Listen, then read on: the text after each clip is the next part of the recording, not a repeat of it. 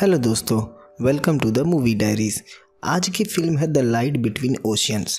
दोस्तों, इस मूवी को लेकर मैं अपना एक्सपीरियंस बताऊं तो जिस रात मैंने ये मूवी देखी थी उस रात मैं सच में सो नहीं पाया था। आंखें बंद करने पर इसके सभी खूबसूरत दृश्य एक के बाद एक सामने आने लगते थे। इसके डायलॉग मानो दिल की गहराइयों को छू जाते हो। इसे देखने के बाद एक अच्छी सी अनुभूति होने लगती है। मैं उस एहसास को शब्दों में नहीं बता सकता। कई सीन आपको रोने पर मजबूर कर देंगे और कई सीन आपको सोचने पर। हर एक दृश्य को काफ़ी खूबसूरती के साथ प्रेजेंट किया गया है। तो चलिए बिना वक्त गवाए एक्सप्लेनेशन शुरू करते हैं। साल है 1918। फिल्म की शुरुआत में हम एक शख्स को देखते हैं। उसका नाम टॉम है। टॉम अभी अभी फर्स्ट वर्ल्ड वॉर से लौटा है।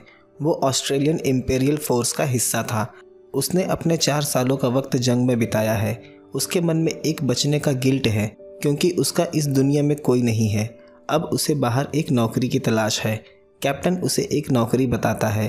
वो टॉम को लाइट हाउस पर एक लाइट कीपर की नौकरी दे देता है जो कि ऑस्ट्रेलिया के जनूस रॉक आइलैंड पर है। दूसरे दिन वो ट्रेन से ऑस्ट्रेलिया निकल जाता है। वहाँ वो डेक पर एक लोकल लड़की को देखता है जो पंछियों को दाना डाल रही थी। वहाँ वो कैप्टन हैजलग से मिलता है। कैप्टन उसे वहाँ रहने वाली ग्रेस मार्क फैमिली से मिलवाते हैं। वो बताते हैं ये हमारे नए लाइट हाउस कीपर हैं। फैमिली में बिल, ग्रेस मार्क और उनकी वाइफ वायलेट थी। तभी वहाँ उनकी बेटी इज़ाबेल आ जाती है। ये वही लड़की थी जिसे टॉम ने डेक पर देखा था। वो दोनों एक दूसरे को इंट्रोड्यूस करते हैं। सब डिनर पर बैठे होते हैं। सब उसे कहते हैं कि तुम अभी उस आइलैंड की देखभाल करने के लिए काफ़ी यंग हो। वहाँ तुम खुद को अकेला महसूस करोगे। इस पर टॉम कहता है जब वो फ्रांस जंग में था तो उसने 4 सालों में इतना कुछ देखा है। अब उसे खामोशी और अकेलापन से प्यार हो गया है। इज़ाबेल को उसके लिए काफ़ी दुख होता है। फिर वो सबको धन्यवाद देकर वहाँ से जनूस रॉक आइलैंड की तरफ निकल जाता है। वहाँ तक उसे राल्फ और ब्लूई एक बोट से लेकर जाते हैं। अब वो दोबारा 6 महीने बाद आएंगे जो बस उसके ज़रूरत के सामान बोट से लेकर जाते थे। अब उस लाइट हाउस पर सिर्फ टॉम था। शाम वो डूबते हुए सूरज को देखता है। ये देख उसकी आंखें भर आती हैं। उसे जंग के वो दिन याद आने लगते हैं। उसका सारा दिन यहाँ वहाँ घूमकर अकेले ही बीत जाता था, पर अब अकेलापन भी उसे काटने को दौड़ रहा था। कभी ज़्यादा उदास होता तो समुंदर के किनारे चला जाता, घंटे लहरों को सुनता और आकाश में पंछियों को देखता। ऐसे 3 महीने का वक्त बीत जाता है। वहाँ राल्फ और ब्लूई उसके लिए ज़रूरत का सामान लेकर आ जाते हैं। वो अपने वक्त से जल्दी आ गए थे क्योंकि हैजलग ने टॉम के लिए बुलावा भेजा था। टॉम मेनलैंड आ जाता है। हैजलग बताता है मुझे तुम्हारा काम काफ़ी पसंद आया। वो कॉन्ट्रैक्ट डेट को और बढ़ा देता है। वहाँ से टॉम इज़ाबेल के घर आ जाता है। उसकी माँ वायलेट दरवाज़ा खोलती है। वो टॉम को वहाँ देख काफ़ी सरप्राइज़ हो जाते हैं। भीतर से इज़ाबेल टॉम को देख रही थी। वायलेट टॉम को भीतर लंच के लिए इनवाइट करती है। दूसरे दिन इज़ाबेल और टॉम बाहर घूमने जाते हैं। वो टॉम से उस आइलैंड के बारे में पूछती है कि वो कैसा दिखता है। वो बताता कि वो आइलैंड काफ़ी शांत है। वो टॉम से काफ़ी सवाल करती है। वो बस उसे देखता रह जाता है।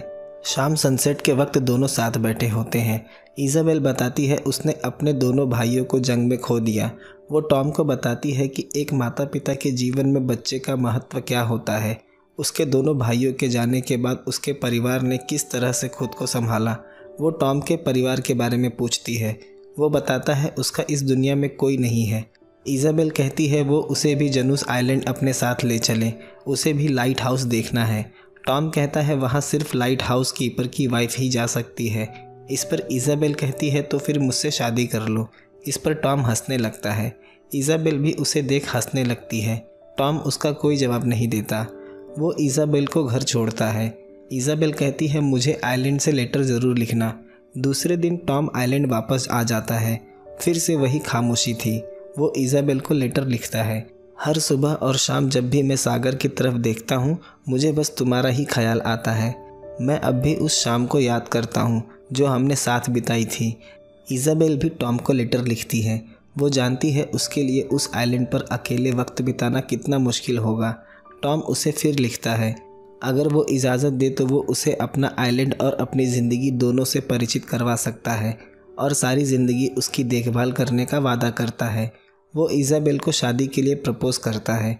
इज़ाबेल उस लेटर को पढ़ काफ़ी खुश होती है और शादी के लिए हाँ कर देती है। आगे हम मेन लैंड का दृश्य देखते हैं। दोनों की शादी हो रही है। इज़ाबेल के पिता बिल काफ़ी खुश थे। हम देखते हैं दोनों जनूस आइलैंड आ जाते हैं। वो आइलैंड काफ़ी खूबसूरत था और उतना ही खूबसूरत उनका वो छोटा सा घर। दूसरे दिन इज़ाबेल आइलैंड के सैर पर निकल जाती है। वो वहाँ के नज़ारे को देख काफ़ी खुश होती है। वहाँ हर चीज़ अलग थी। वहाँ का सनसेट और सनराइज़ दिल को छू लेने वाला सुकून देता था। अब दोनों का अकेलापन भी ख़त्म हो गया था। दोनों साथ वक्त बिताने लगे थे। महीनों बीत गए हैं। हम देखते हैं इज़ाबेल प्रेग्नेंट है और वो आने वाले बच्चे को लेकर काफ़ी खुश हैं। एक शाम हम देखते हैं तूफ़ान काफ़ी तेज़ था। टॉम लाइट हाउस की निगरानी पर चले जाता है। रात इज़ाबेल को दर्द होना शुरू हो जाता है। बाहर काफ़ी तूफ़ान था। वो किसी तरह लाइट हाउस के दरवाजे की तरफ जाती है, पर बाहर तूफ़ान तेज़ होने की वजह से टॉम उसे सुन नहीं पाता। सुबह जब टॉम लाइट हाउस का दरवाज़ा खोलता है तो वो बाहर उसे बेहोश पाता है। हम देखते हैं इज़ाबेल का बच्चा सरवाइव नहीं कर पाया। वो बस 5 महीने की प्रेग्नेंट थी। दोनों काफ़ी दुखी हो जाते हैं। आगे हम देखते हैं दिन बीत रहे थे। दोनों ने नए बच्चे की प्लानिंग कर ली थी। इज़ाबेल एक बार फिर से माँ बनने वाली है। एक दिन पियानो प्ले करते वक्त इज़ाबेल को अचानक से दर्द महसूस होने लगता है। इस बार टॉम भी उसके पास था, पर इस बार भी वो बच्चा सरवाइव नहीं कर पाता। ये लगातार दूसरा मिसकैरेज था। ये दौर इज़ाबेल के लिए सबसे मुश्किल था। उसे लगने लगा था शायद अब वो कभी माँ नहीं बन पाएगी। दूसरे दिन जब टॉम लाइट हाउस में होता है तो उसे समुंदर में एक नाव नज़र आती है, पर उसमें उसे कोई नज़र नहीं आ रहा था। टॉम दूर से इज़ाबेल को इशारा करता है कि किनारे पर नाव आ रही है। दोनों भागते हुए उस नाव के पास जाते हैं। उसमें से किसी बच्चे की रोने की आवाज़ आ रही थी। उसमें एक बच्ची थी जो कि न्यू बॉर्न है और उसमें एक आदमी था जो कि मर चुका था। वो उसे उस बच्ची को घर में ले जाने के लिए कहता है। इज़ाबेल उसे ले जाकर नहलाती है और उसके कपड़े चेंज करती है। वहाँ टॉम आता है। वो बताता है कि मुझे अथॉरिटी को उस आदमी और इस बच्ची की रिपोर्ट भेजनी होगी, पर इज़ाबेल कहती है इसमें इतनी जल्दी क्या है। टॉम समझ रहा था कि इज़ाबेल अपने जज्बात पर काबू नहीं रख पा रही है। वो कहता है ठीक है, तो कल सुबह अथॉरिटी को मैं इसकी रिपोर्ट भेज दूंगा। इज़ाबेल मान जाती है। सुबह टॉम लाइट हाउस में सिग्नल भेजने जाता है। इज़ाबेल उसके पीछे भागती हुई आती है। वो कहती है ये इत्तेफाक नहीं हो सकता, ज़रूर इसे भगवान ने हमारे लिए भेजा है। वो कहता है मैं तुम्हारी भावनाओं को समझ रहा हूँ, पर इस बच्ची को हम अपने पास नहीं रख सकते। वो कहती है किसी को इस बारे में पता नहीं चलेगा। हम उस शख्स का एक डिसेंट ब्यूरियल कर उसे दफना देंगे। टॉम कहता है हम बाद में इस बच्ची को अथॉरिटी से अडॉप्ट करने की अर्जी कर सकते हैं, पर वो कहती है अथॉरिटी हमें इस बच्ची को कभी अडॉप्ट नहीं करने देगा, क्योंकि इस आइलैंड पर ना ही एक हॉस्पिटल है, ना स्कूल और ना ही कोई चर्च। इज़ाबेल इमोशनल हो जाती है। उसे इस तरह से देख टॉम भी भावुक हो जाता है और उसकी बात मान जाता है। टॉम उस शख्स को उसी आइलैंड पर एक सभ्य तरीके से दफना देता है। उसे बोट से एक खिलौना मिलता है। वो उसे अपने पास रख लेता है और बोट को समुंदर में छोड़ देता है कि कोई बोट इस आइलैंड तक आई ही नहीं कभी। कुछ दिनों बाद वहाँ रैल्फ और ब्लूए आते हैं, जैसा कि वो हर 6 महीने में आते हैं। वो टॉम को बच्चे की बधाई देते हैं। इज़ाबेल बताती है इसका नाम लूसी है। ब्लूई लूसी के साथ काफ़ी खेलता है। अब टॉम को भी लूसी से काफ़ी लगाव हो गया था, पर उसके मन में अभी भी एक गिल्ट है। वो दोनों अपना ज़्यादा वक्त लूसी के साथ बिताने लगे थे। वक्त बीत रहा था। अब लूसी 1 साल की हो गई थी। दोनों उसे लेकर मेनलैंड आ जाते हैं। बिल और वायलेट यानी इज़ाबेल के माता पिता लूसी को देख काफ़ी खुश होते हैं। वो सब एक फैमिली फ़ोटो लेते हैं। फिर वो लूसी के बैप्टिज़म के लिए चर्च जाते हैं। टॉम चर्च के बाहर सिमेट्री के पास जाता है। वहाँ वो एक मेमोरियल के पास एक महिला को देखता है। वो महिला फूल रख के वहाँ से चली जाती है। टॉम उस मेमोरियल के पास जाता है। वहाँ पता चलता है कि उस महिला का नाम हैना है। 26 अप्रैल को उसकी बेटी और उसका पति समुद्र में कहीं खो गए थे। टॉम को जो बोट मिली थी उस दिन 27 अप्रैल था और उसमें भी एक बच्ची और एक आदमी थे। टॉम को पता चल जाता है वो बच्ची कोई और नहीं लूसी है और उस बोट में जो शख्स था वो हैना का हस्बैंड है। टॉम ये देख काफ़ी दुखी हो जाता है। बाहर टॉम काफ़ी उदास खड़ा होता है। रैल्फ के पूछने पर वो बताता है चर्च के बाहर उसने एक मेमोरियल देखा जिसने उसे काफ़ी दुखी कर दिया। एक जर्मन शख्स और उसकी बच्ची समुद्र में कहीं खो गए। रैल्फ बताता है ये वाक़या 2 साल पहले का है। हैना पॉट्स इस इलाके के सबसे अमीर शख्सियत की बेटी है। उसने अपने पिता के खिलाफ जाकर एक जर्मन शख्स से शादी कर ली थी। एक रात जब फ्रैंक और हैना जब घर जा रहे थे तो उन्हें कुछ लोकल शख्स परेशान करने लगते हैं, क्योंकि फ्रैंक एक जर्मन था और जंग की वजह से लोग जर्मन से नफरत करने लगे थे। वो लोग उससे मारपीट करने लगते हैं। फ्रैंक जान बचाने के लिए अपनी बच्ची को लेकर एक बोट में कूद जाता है और तब से लेकर आज तक उनका कोई पता नहीं चला। ये सुन टॉम को हैना के लिए काफ़ी दुख होता है। उसने अपनी बेटी के बिना इतने दिन कैसे काटे होंगे। रात सब घर में एंजॉय कर रहे होते हैं, पर अब भी टॉम को हैना का ही ख्याल आ रहा था। रात जाकर वो हैना के लेटर बॉक्स में एक नोट रख देता है। इस बारे में इज़ाबेल को कोई खबर नहीं होती है। दोनों दूसरे दिन आइलैंड वापस चले जाते हैं। सुबह हम देखते हैं हैना उसी मेमोरियल के पास बैठी रो रही है। वो अपनी बेटी और अपने हस्बैंड को बहुत याद कर रही है। वो जब घर आती है तो उसे एक नोट मिलता है। ये वही नोट था जो कल रात टॉम ने रखा था। उसमें लिखा था, तुम्हारी बेटी जहाँ भी है सुरक्षित है और अच्छी देख रेख में है। तुम्हारे हस्बैंड सुकून से भगवान की छाया में है। तुम्हें बिल्कुल चिंता करने की ज़रूरत नहीं है। हैना वो नोट लेकर पुलिस के पास जाती है और पता लगाने को कहती है जिसने भी ये लिखा है। पुलिस के लिए भी ये बड़ा चैलेंज था, एक नोट से किसी को ट्रेस करना। हैना के पिता ने उस शख्स का नाम बताने वाले पर 2000 गिनीज़ का इनाम रख दिया था। हैना उन दिनों को याद करने लगती है जब वो फ्रैंक से पहली बार मिली थी और दोनों को प्यार हुआ था और हैना ने अपने पिता के खिलाफ जाकर फ्रैंक से शादी की थी। और कुछ दिनों बाद हैना ने एक बच्ची को जन्म दिया।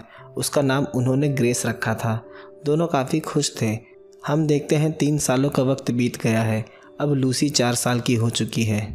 हम देखते हैं टॉम और इज़ाबेल मेनलैंड आ गए हैं। आज लाइट हाउस की एनिवर्सरी थी। वहाँ काफ़ी लोग इकट्ठा हुए थे, उसमें एक हैना भी थी। टॉम को स्पीच देने के लिए स्टेज पर बुलाया जाता है। टॉम वहाँ काफ़ी दिल छू लेने वाली बातें करता है। वहाँ हैना को भीड़ में देख उसकी आंखें नम हो जाती हैं। वो स्टेज से नीचे आ जाता है। स्पीच ख़त्म होने के बाद हम देखते हैं वहाँ सब एक दूसरे से मिल रहे थे। वहाँ ग्वेन आई थी जो हैना की बहन है। वो हैना को इज़ाबेल से मिलवाती है। ग्वेन बताती है इज़ाबेल टॉम की वाइफ है जिन्होंने अभी कुछ देर पहले स्पीच दिया था। इज़ाबेल को अभी तक कुछ पता नहीं है कि लूसी की माँ हैना ही है। हैना इज़ाबेल की बेटी को देख काफ़ी भावुक हो जाती है। उसे ग्रेस की याद आने लगती है। वहाँ टॉम आ जाता है। हैना उससे पूछती है, आप लाइट हाउस में रहते हैं तो क्या आपने किसी अनजान बोट को कभी रेस्क्यू किया है जिसमें कोई सर्वाइवर हो? टॉम कहता है नहीं, अगर वो देखता तो ज़रूर उनकी मदद करता। हैना दुखी हो जाती है और वहाँ से चली जाती है। उसकी बहन ग्वेन इज़ाबेल से बताती है 4 साल पहले हैना का पति और उसकी बेटी समुंदर में लापता हो गए थे। आज तक उनका कोई पता नहीं चला। यहाँ इज़ाबेल को पता चल जाता है लूसी हैना की बेटी है। इज़ाबेल खुद को संभाल नहीं पाती। वो वहाँ से वॉशरूम में चली जाती है। वो काफ़ी दुखी हो जाती है। खुद को वो आईने में देखती है, मानो कोई बड़ा पाप किया हो। मन पर एक बोझ सा लगने लगा था। दूसरे दिन टॉम इज़ाबेल के कमरे में आता है। वो कहता है हमें सबको सच बता देना चाहिए, अब सब कुछ ख़त्म हो गया है।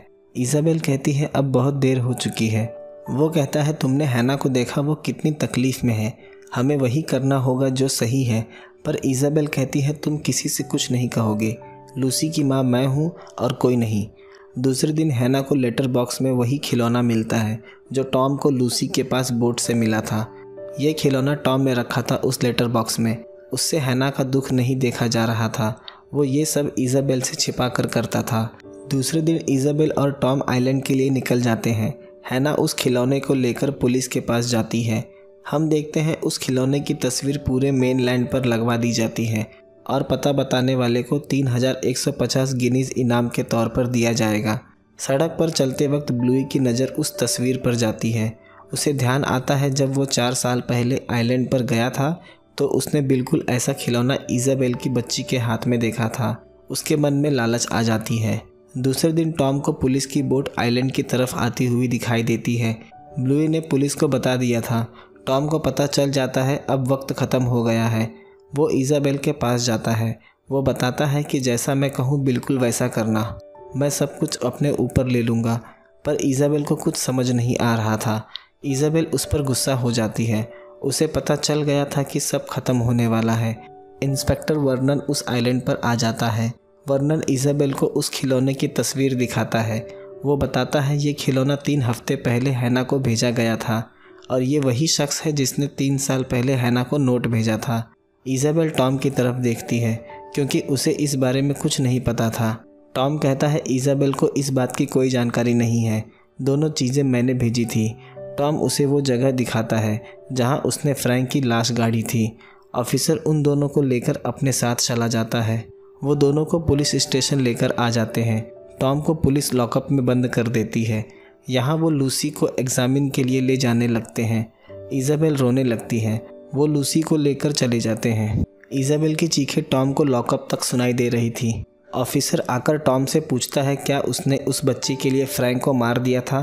टॉम बताता है जब उसे बोट मिली थी तो फ्रैंक पहले ही मर चुका था। वो इस बारे में इज़ाबेल से पूछ सकता है। जब ऑफिसर इज़ाबेल से पूछता है, इज़ाबेल उसे कोई जवाब नहीं देती है। यहाँ हम देखते हैं लूसी हैना के घर है, पर वो अपनी माँ इज़ाबेल से मिलने की ज़िद कर रही है। यहाँ इज़ाबेल के कमरे में उसकी माँ आती है। वो उसकी ये हालत देख काफ़ी दुखी हो जाती है। 2 दिनों ना उसने कुछ खाया था, ना किसी से बात की थी। इज़ाबेल बताती है उसे अब टॉम से नफ़रत हो गई है। अब वो सारी ज़िंदगी उसे माफ़ नहीं करेगी। रैल्फ टॉम से मिलने जेल आता है क्योंकि उसे टॉम पर पूरा भरोसा था। वो कभी किसी के साथ गलत नहीं कर सकता, ज़रूर उसकी कोई मजबूरी रही होगी। रैल्फ बताता है अगर इज़ाबेल ने पुलिस को सच नहीं बताया तो तुम्हें फ्रैंक के मर्डर में लंबी सज़ा हो सकती है। टॉम कहता है अब उसे फ़र्क नहीं पड़ता। वो रैल्फ को एक लेटर लिख के देता है और इज़ाबेल को देने के लिए कहता है। रैल्फ उसके घर जाता है। इज़ाबेल दरवाज़ा खोलती है। वो उसे लेटर देता है और बताता है टॉम को तुम्हारी बहुत ज़रूरत है, पर इज़ाबेल बिना कुछ कहे दरवाज़ा बंद कर देती है और वो लेटर को बिना पढ़े ड्रॉवर में रख देती है। अब उसके दिल में टॉम के लिए नफ़रत के सिवा कुछ नहीं था। दूसरे दिन लूसी की ज़्यादा जिद करने पर वो उसे इज़ाबेल से मिलवाने के लिए एक मीटिंग अरेंज करते हैं। वहाँ इज़ाबेल को देख लूसी भागकर उसके गले लग जाती है। हैना भी वही थी। लूसी बस माँ के रूप में इज़ाबेल को ही जानती थी। हैना उसके लिए ये प्यार देख इमोशनल हो जाती है और लूसी को लेकर वहाँ से चली जाती है और इज़ाबेल बस देखती रह जाती है। दूसरे दिन टॉम से मिलने हैना जेल में आती है। हैना के हर सवाल का जवाब बस टॉम हाँ में दे रहा था। वो कहती है क्या तुम खुद को दोषी मानते हो। टॉम कहता है जो मैंने किया है उसके लिए माफ़ी शब्द भी बहुत छोटा है। वो जो उसे सज़ा देना चाहे दे सकती है, पर मेरी वाइफ के पास कोई और विकल्प नहीं था, बस उस पर थोड़ी दया दिखाना। वो टॉम की बातों को सुन दुखी हो जाती है और वहाँ से चली जाती है। दूसरे दिन हैना देखती है लूसी घर में कहीं नहीं है। वो उसे हर जगह ढूंढने लगती है। पुलिस इज़ाबेल के घर आती है। उन्हें शक था कि इज़ाबेल ही लूसी को अपने साथ ले गई होगी, पर वो देखते हैं इज़ाबेल घर पर ही है, पर लूसी वहाँ नहीं है। सब मिलकर लूसी की सर्च शुरू कर देते हैं। ढूंढते ढूंढते रात हो जाती है। जेल की खिड़की से टॉम सबकी आवाज़ सुनता है। सब लूसी को पुकार रहे थे। वो बेचैन होने लगता है, पर वहाँ उसकी आवाज़ सुनने वाला कोई नहीं था। हम देखते हैं घर हैना बैठी हुई प्रार्थना कर रही है। अगर लूसी सही सलामत घर आ गई तो वो इज़ाबेल को सौंप देगी हमेशा के लिए। माउंटेन क्लिफ पर एक ऑफिसर को लूसी सोई हुई मिलती है। वो उसे उठाकर हैना के पास ले आते हैं। लूसी बताती है कि वो लाइट हाउस का पता ढूंढ रही थी। रात हैना फ्रैंक को याद करने लगती है, जो उन दोनों ने मिलकर लूसी के लिए सपने देखे थे। पर अब हैना को ऐसा लगता है कि क्या फ़र्क पड़ता है, लूसी कहीं भी रहे, बस खुश रहे। दूसरे दिन सुबह इज़ाबेल उदास बैठी होती है। उसे लूसी की चिंता थी। उसकी माँ बताती है कि अब वो ठीक है। उसकी माँ कहती है लूसी अभी यंग है, उसकी देखभाल करने के लिए कई लोग हैं, पर टॉम का कोई नहीं है। तुम उसे जेल जाने से बचा सकती हो। उसी दिन इज़ाबेल के घर हैना आती है। वो बताती है कि मैंने काफ़ी कोशिश की पर मुझे नहीं लगता लूसी मेरे साथ रहना चाहती है, इसीलिए अब वो उसे इज़ाबेल को सौंप रही है। ये कहते वक्त हैना की बातों में एक दर्द था। हैना कहती है पर उसके लिए तुम्हें टॉम के लिए गवाही देनी होगी ताकि वो सज़ा से बच जाए। उसके बाद वो लूसी को हमेशा के लिए उसे दे देगी। इज़ाबेल उससे कुछ नहीं कह पाती, पर वो हैना के दर्द को महसूस कर पा रही थी। इज़ाबेल ने लूसी को बस पाला था, पर हैना ने उसे जन्म दिया था। दूसरे दिन ऑफिसर टॉम को कोर्ट ले जाने आता है, जहां उसे सज़ा सुनाई जाएगी। यहाँ हम देखते हैं इज़ाबेल टॉम के दिए हुए लेटर को पढ़ना शुरू करती है। उसमें लिखा था जंग से आने के बाद मेरी ज़िंदगी पूरी तरह से ख़त्म हो चुकी थी, पर मैं जब तुमसे मिला तो मुझे ज़िंदगी का मकसद पता चला। वो हर एक पल तुम्हारे साथ बिताया हुआ मैं कभी नहीं भुला सकूँगा। अगर मुझे और 100 साल जीने का मौका मिले तो मैं उन्हीं पलों को फिर से तुम्हारे साथ जीना चाहूँगा। उस लेटर को पढ़ इज़ाबेल रोने लगती है। शायद वो कुछ वक्त के लिए स्वार्थी हो गई थी। टॉम को बोट की तरफ ले जाया जा रहा था। इज़ाबेल भागकर वहाँ आ जाती है। दोनों एक दूसरे को देख गले लग जाते हैं। इज़ाबेल सब कुछ बता देती है। जब फ्रैंक उनसे मिला था तो वो मरा हुआ था। दूसरे दिन ऑफिसर हैना के घर बैठा होता है। वो बताता है इज़ाबेल ने सब सच बता दिया है, फिर भी वो जेल जाएंगे। ये सुन हैना दुखी हो जाती है।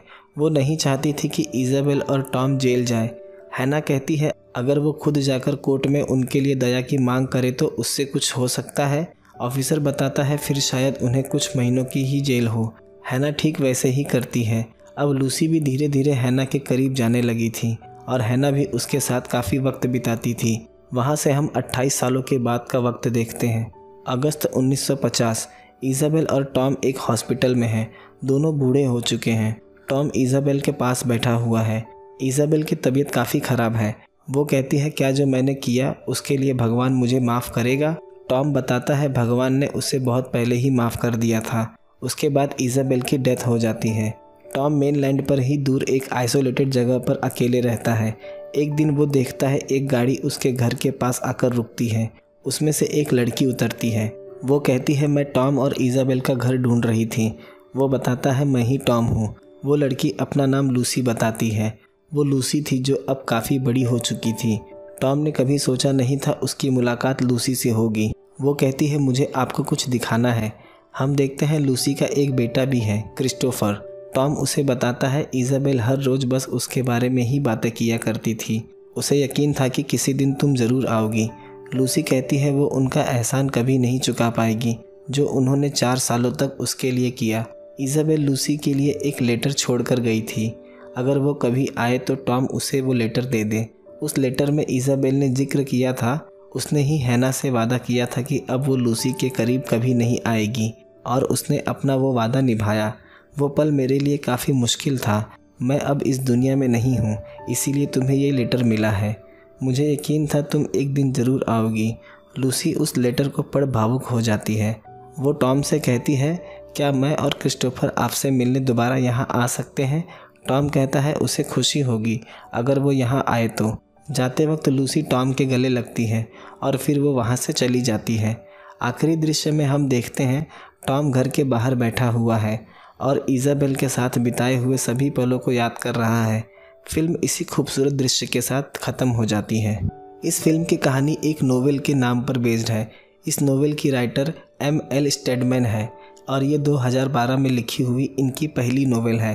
दोस्तों इस फिल्म की खास बात यह है फिल्म की शूटिंग के दौरान सेट पर ही माइकल फसबेंडर और एलिसिया विकंडर को एक दूसरे से प्यार हो गया था और उसके बाद उन्होंने शादी कर ली थी और अब तक दोनों साथ हैं और फिल्म में भी दोनों की केमिस्ट्री आपको देखने मिली होगी जो कि फिल्म को काफ़ी हद तक रियलिस्टिक बनाती है।